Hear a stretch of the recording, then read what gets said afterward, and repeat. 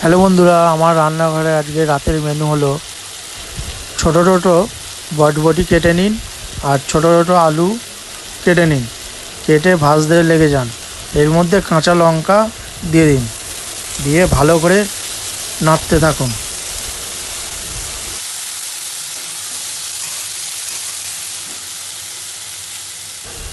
এদিকে আমাদের রেডি হয়ে গেছে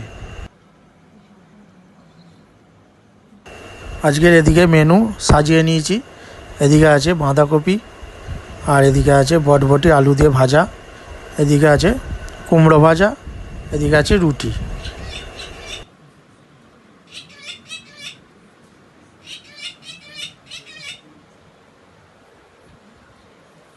বন্ধুরা, আমি আর লোভ সামলাতে পারছি না, আমার জিভে জল এসে গেছে, তো আমি খেতে চালু করে দিলাম।